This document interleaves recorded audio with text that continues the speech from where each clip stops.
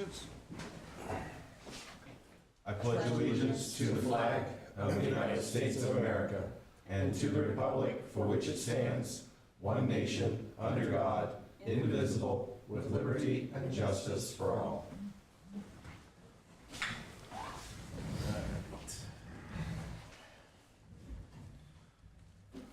I'd like to thank everyone that came out this evening.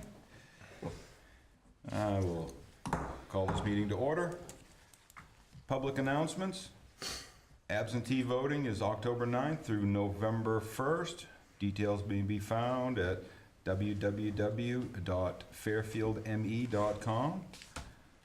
The 2019 dog licensing tags will be available at the town office on October 16th. Current 2018 dog licenses expire on December 31st. The annual household hazardous waste and unwanted medication collection will take place Saturday, October 20th from 8:30 a.m. to 12:30 p.m. at the Public Works Garage in Winslow. Residents of Fairfield must pre-register to participate, and they can register at our town office. The Lawrence Public Library will be hosting their annual Halloween event at 33 Lawrence Avenue on Thursday, October 25th from 6 to 8 p.m. Our second order of business is public hearings, to which we have none. Our third order of business is public comments, limited to 3 minutes. Members of the public may speak to the council on any item or reserve the right to speak on a specific item that is on the meeting agenda when the item is addressed. Is there anyone from the public that wishes to speak at this time or on a particular item? Seeing none, moving on. Our fourth order of business is reports from staff and committees. Our town manager's report.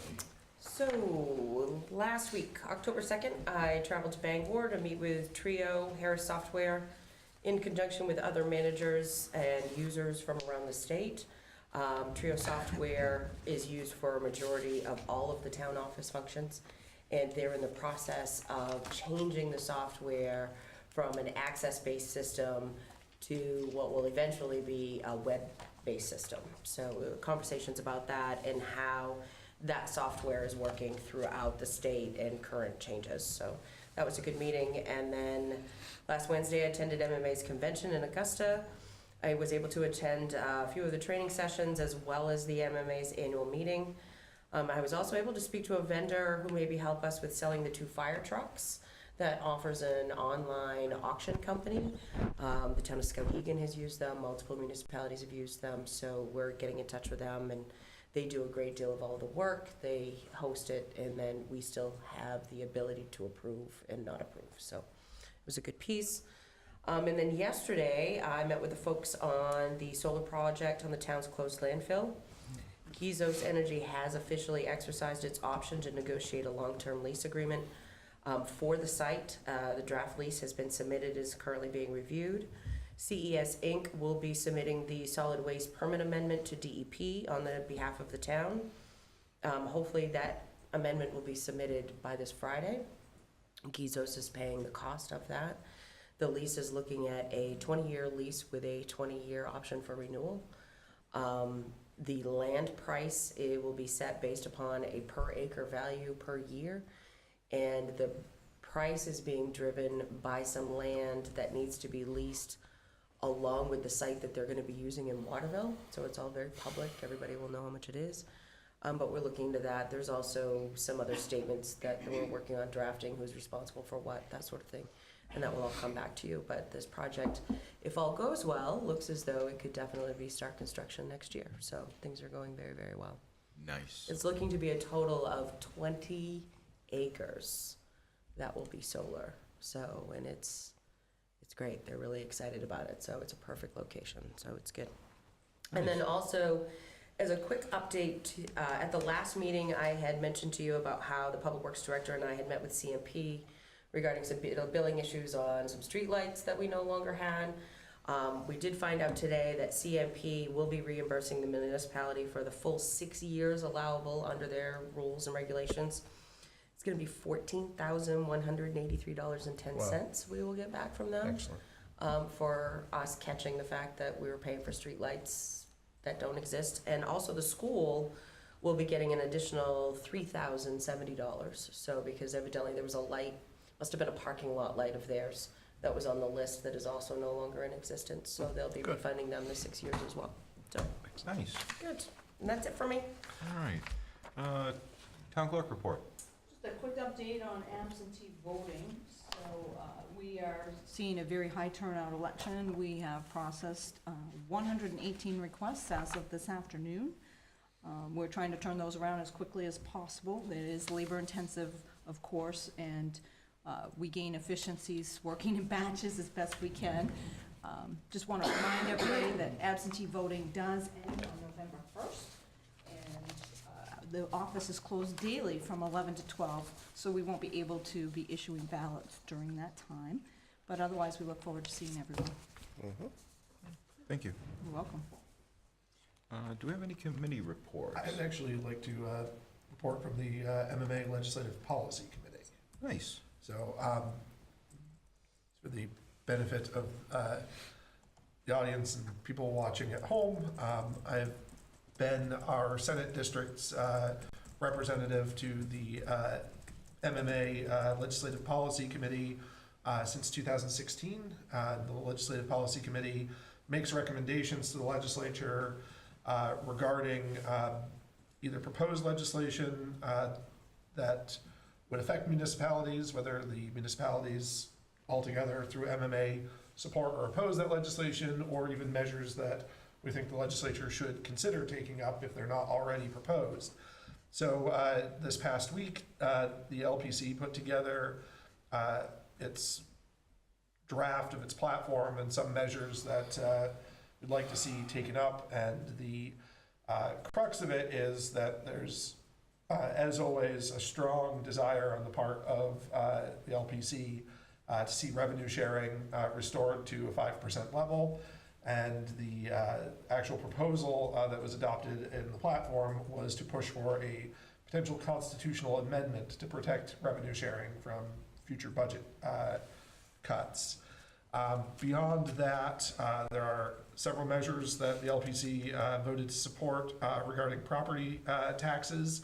One is an increase to the homestead exemption with a 67% reimbursement from the state to municipalities for any lost revenue as a result of the increase in the homestead exemption, to hopefully bring down residential property tax rates, or property tax bills. I suspect the actual mill rate would go up if that were passed, but the bill at the end would probably be significantly less for residents.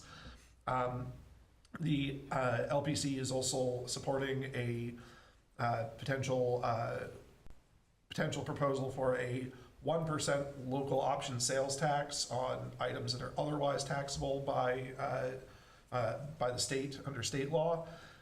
That is a proposal that I'll definitely be keeping an eye on and seeing what the economic impact to a town like Fairfield, where most of our residents buy their goods and services outside of our town, what that would do in terms of revenue in versus cost to our residents.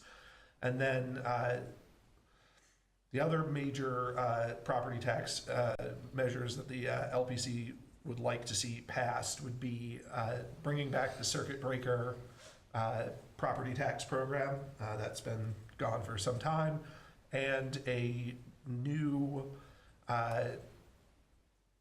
tax deferral program administered at the state level for senior citizens. So those are some of the sort of major policy proposals, and as the LPC continues to work on those, and if those recommendations are taken up by the legislature, I will continue to report back and get feedback on what we should do with them.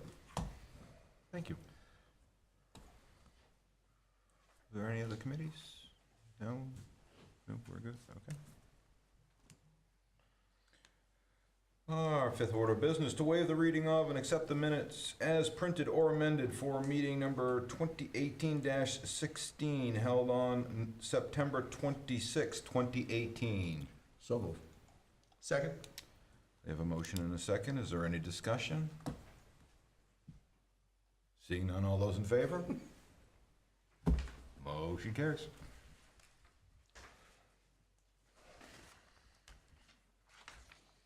Our sixth order of business, treasurer's warrant, to approve the treasurer's warrant number 22 in the amount of $153,973.75. So moved. Second? We have a motion and a second. Is there any discussion? Seeing none, all those in favor? Motion carries.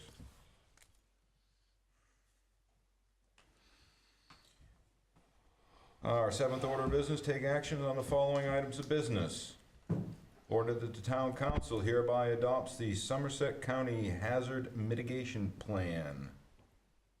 So moved. Second? We have a motion and a second. Is there any discussion? No. If you want to read it, you can. For those of you at home that wish to have some reading to go to sleep by, we will read all, no, we will not. But it is it's very comprehensive. It is, and it's not any different than what it's been in the past. It just requires an annual review and update and Right. adoption. Yeah, I So, didn't see any Yep. changes in it. no major changes. No major changes, no. Right. So, all those in favor? Motion carries. Item 18-77, order that the town council hereby sign a quitclaim deed for property located at 34 Osborne Street, map 20, lot 30. So moved. Second? We have a motion and a second. Is there any discussion? How did we come to acquire this piece of property? Sewer lien foreclosure. Okay. And they've paid within the 30-day correction All timeframe. Okay. All those in favor? Motion carries. Item 18-78, order that the town council hereby authorizes the purchase of Celebrite Inc. software evidence collection for Fairfield Police Department in the amount of $6,000 to be expended from the Police Capital Reserve account and $291 to be expended from the Drug Interdiction account. So moved. Second? You have a motion and a second. Is there any discussion? This software was discussed during our budget process. Right. This was supposed to happen back in July, based upon the memo that was sent to all of Yeah. you. Because we missed your meeting in August, it fell through our cracks. Ouch. But this Okay. allows us to collect data from cell phones during our investigative processes. So it was something we'd already discussed and pre-approved, and because of its amount, it must come to you. Yes. Right. Okay. Any other questions? No, seeing none, all those in favor? Motion carries.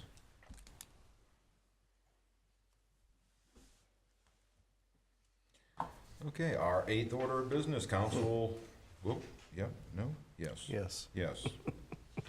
8, yes, 7, 8. Eighth order of business, council workshop and other business. Discuss public safety ordinance noise control. We have had Yeah. some Complaints. complaints with rather noisy neighbors. And I think is there a piece on that? Yes, there is. There's a whole packet. Oh, right there. Now,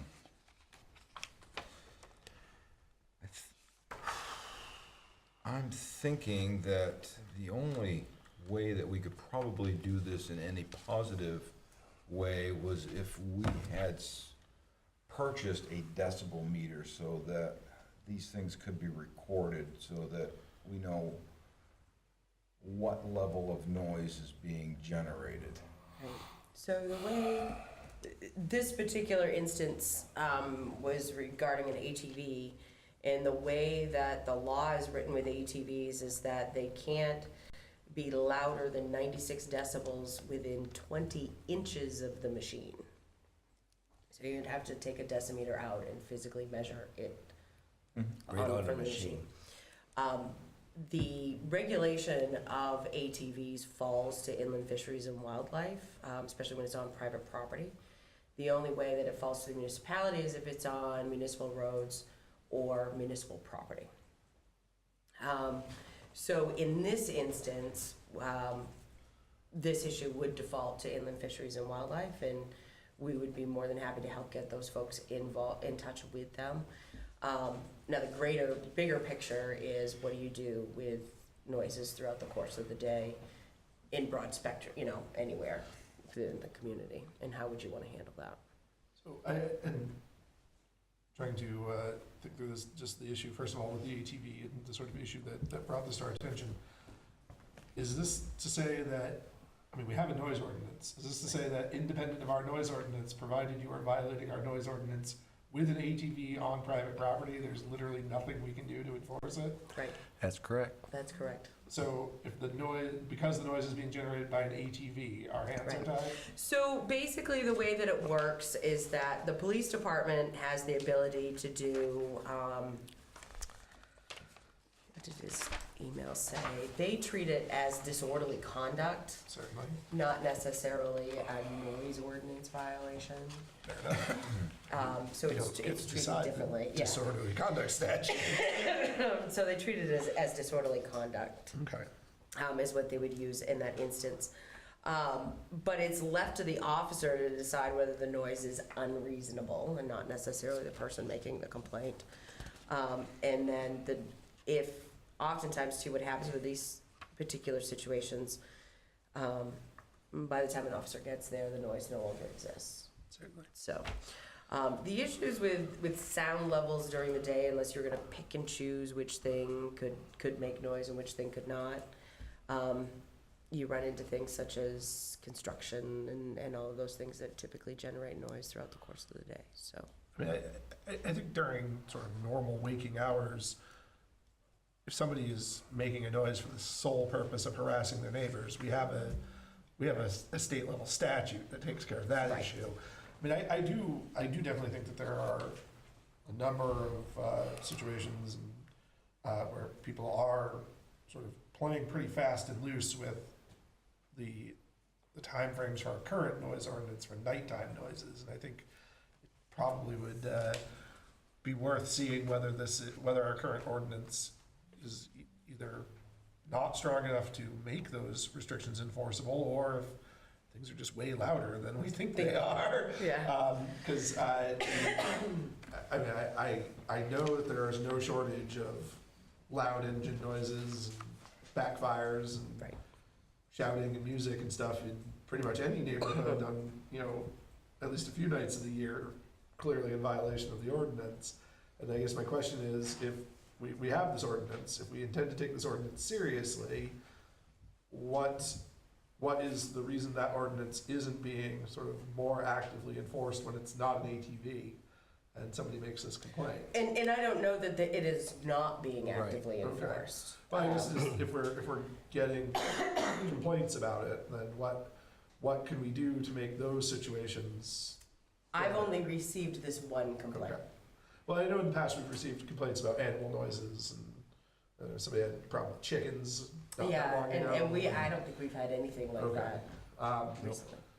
Because if it's not a problem, we don't need to go chasing down a solution to a problem that doesn't exist, especially if the only instance we have of this happening is out of our hands. But if we are looking at a situation where people feel like they can just violate the ordinance with impunity, then Right. I would like to know, particularly from law enforcement, what do they feel like they would need to see in this ordinance if they were to? Right. And the chief that. reviewed various different complaints, actually some other complaints that had been received at this particular location and how those were handled. Because there were other complaints there over the past years and how they've been handled, and they have been handled as disorderly conduct. But in general, whether or not our current ordinance was out of proportion, felt that everything was still fine. We'd reviewed this too, I think, was it 2 years ago? We went through the entire public safety ordinance collectively too, so. And I guess I would be interested to know, I mean, if this topic is one that we're going to discuss more than once, I'd be interested to know if the police find it particularly useful to have this ordinance in situations where, how often do they get to use this ordinance and not a disorderly conduct statute? Because on the other hand, you know, I also don't want to lean too far into, well, we just have a duplicated situation. Right. If the statute is sufficient and that's what's been used to take care of these sorts of problems, do we need to do anything about this at all, or are we're just duplicating work that's already been done? You know, it's one thing if somebody's going by on an ATV and it's a minute and they've gone past and you don't hear anything for hours, but, you know, if you hear something for hours on end, you know, your quiet enjoyment of your own personal property is, you know, thrown out the window at that point. You know, you do have a certain right to, you know, quiet enjoyment of your own home. If I would be interested to know how our law enforcement officers are using this ordinance in a way that they don't feel like the existing state law on the issue empowers them. If this is an effective ordinance, then I want to work on making it really effective and being the tool they need. If we're just, you know, doing what state law already has, then I don't know that we need to spend a lot of time working on that, if that's the tool that they're using. You know, Definitely find that out. and I don't think I'd want to leave it to an officer's arbitrary, you know, call on, well, I don't think it's that loud. You know, should we purchase decibel meters? Right. I mean, I can't imagine that they're overly expensive to purchase those things. They're not cheap. They can range anywheres from Yeah, a few $100s. a few hundred to multiple thousands, depending on what you need to get them for, so. A few $100s is usually one that doesn't have any recording capabilities, doesn't Right. keep track of anything. If it was something that we know that we're gonna use to enforce an ordinance, we would probably want something that's going to collect data, date and time and that sort of piece. But it probably wouldn't be too complicated. Oh, okay. There we go, recorded. So, we would have to look at that, but we could find out how much a decimeter would be. But I mean, at that point, you know, it's whatever number, if it's 75 decibels, it's like, it's not somebody's call, it's not arbitrary. It's like, nope, that's at 85 decibels, you are over the limit, Right. you shouldn't be doing this. We can find out both of those things.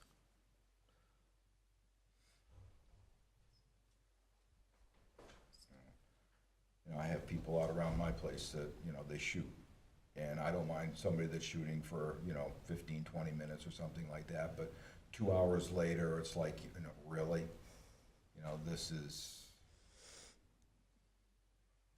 the dog is already terrified and hiding under the couch someplace. And it's, you know, I'm not gonna begrudge anybody to go out and go target practicing. That's by any stretch of the imagination. I enjoy it myself, but, you know, think about your neighbors a little bit when you're doing things like that.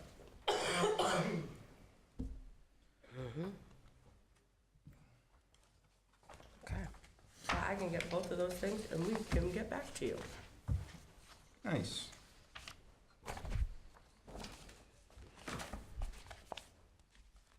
Right. Next on our list is the cemetery ordinance.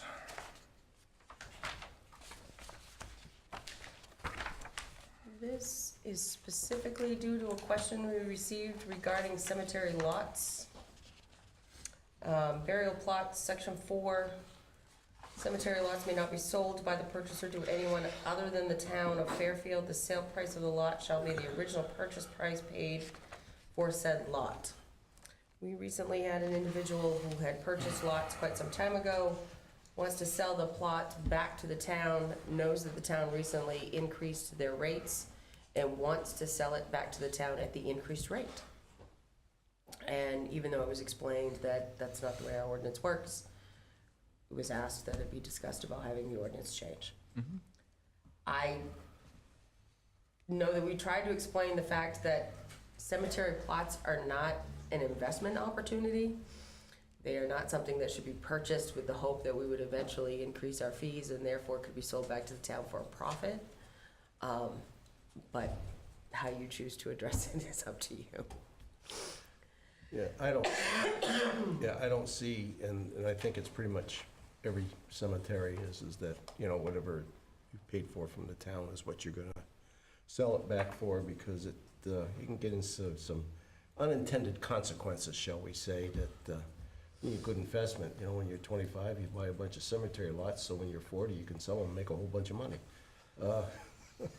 Well, I don't see capital gains tax really busting somebody up here over one or two cemetery lots. Right. But I suppose, you know, somebody comes in and It's says, just I want to a- buy 40 or 50 of them. Right, but it's just an, you know, Right. being a little facetious there, but it's just the aspect that it's not a profitable, there for a profit situation. It's, you know, Right. The cemetery is there as a public service, and frankly, the fees that we charge for our public cemetery are there to be affordable to people who are in need of that service from the town.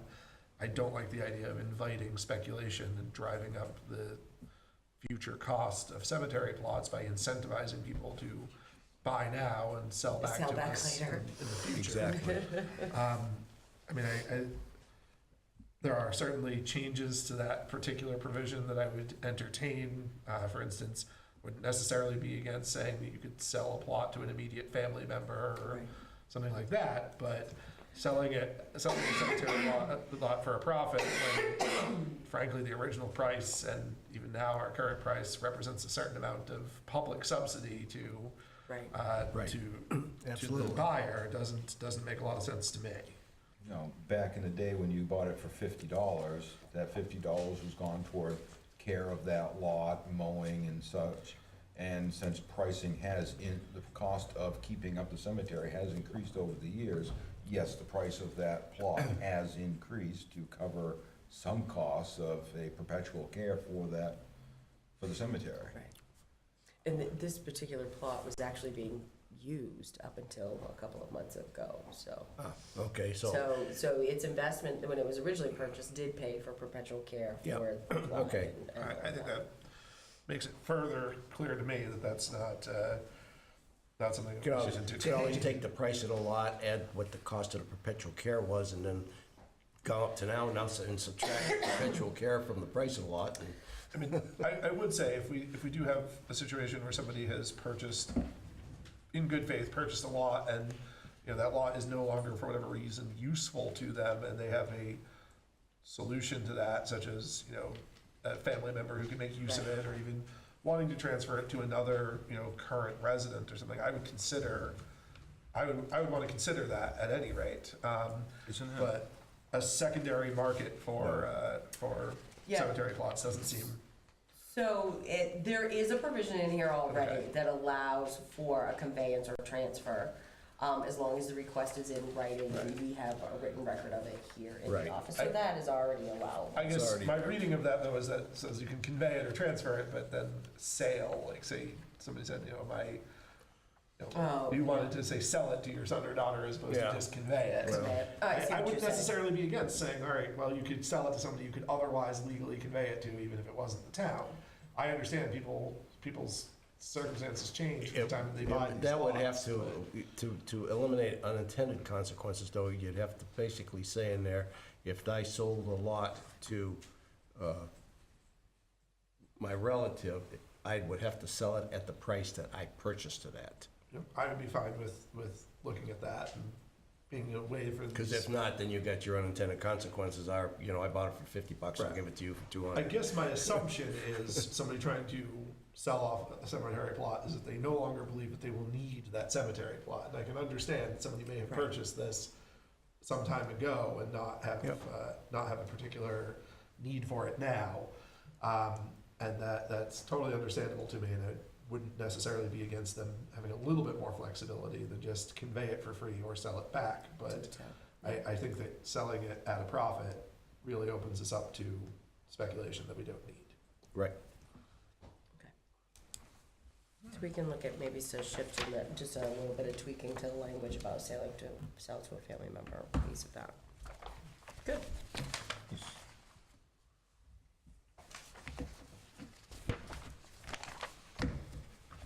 Okay, number 3, discuss proposed food sovereignty ordinance.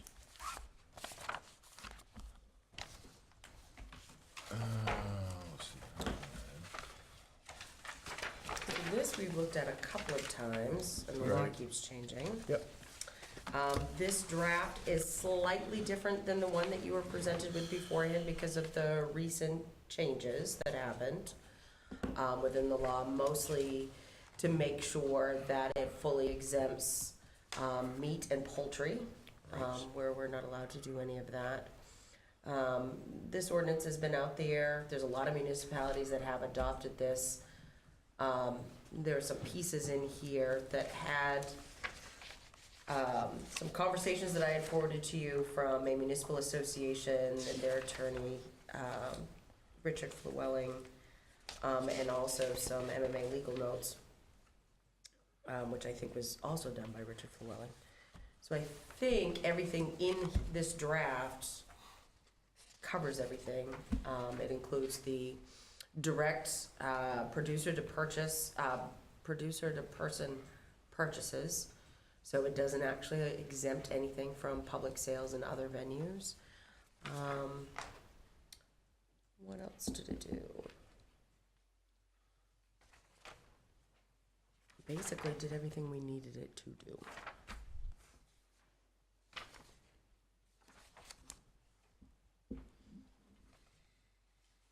Encourages the local control, ensures preservation of family farms, improves health and well-being of citizens of the state. Self-reliance, Yep. rural economic development.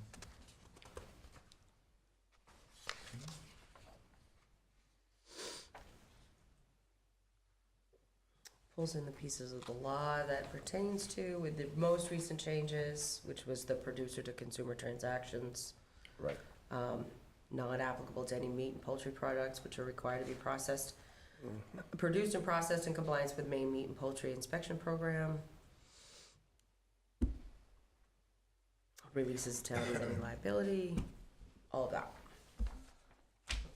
From my point of view, this is the long-awaited big budget sequel to the resolution in support of food sovereignty that we passed a Right. few years ago. I think that it is worth noting for the record and for anybody who's watching or listening that we as a town can never, ever, ever exempt anybody from federal law. So if Right. there is some federal regulation or law that affects what you're doing, we can't give you permission to break that law. However, this is, in my mind, a great signal to the people of Fairfield from the town government that we will not stand in opposition to people being able to use their property for their own benefit and the benefit of their neighbors, and to allow people to make the best use of the resources that they have. And I think that we all do better when we can turn to our neighbors for our food and for our sustenance generally. And this is our best bet of ensuring that people of Fairfield can do that. Correct. In at least for the near term. So I would support this. Yep. Yeah, I read it over pretty good and didn't see anything in it that relatively simple, no unintended consequences at this point, and complies with federal and state.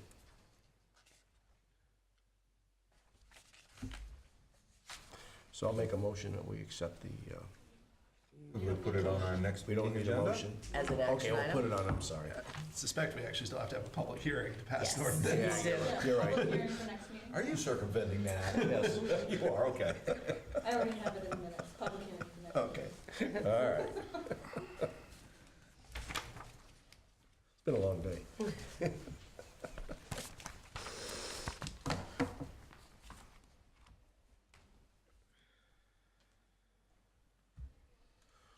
Right. Discuss other council business. Aaron? Well, I just want to encourage people to vote. I know that Election Day is November 6th in everyone's mind, but in reality, in Maine, Election Day is whatever day you want between October 9th and November 1st, and then November 6th. It is really a great thing, I think, in our state that we get to vote on our own schedule and when it's convenient to us and not have to necessarily stand in line on one particular day to do it. And I really hope that people will get out there. It's the most important thing you can do to affect government at all levels. So please, everyone, get out and vote when it's convenient for you. I would only add that we actually stop absentee voting on November 1st. We have to prepare the election, so there is a little break where you actually can't absentee vote before the election. Right, there is a website that you can go on and request an absentee ballot to be sent to you. Our website is on Yes. the public notices section. Right, linked- well, there's linked another right to my- one too, I think. I directly link ours to the state's website. It Okay, comes to me okay. electronically by the next morning. We Okay. pop it in the mail. Good. Yep, Excellent. Nice. yeah. John? No, nothing at present. How about now? No. No? Okay. All right. And I don't have anything for this evening. So with that, the next regular meeting of the Fairfield Town Council will be on Wednesday, October 24th, 2018. And at this time, the council will recess and sign all documents that require signatures. Motion for recess. So moved. Second. We are in recess.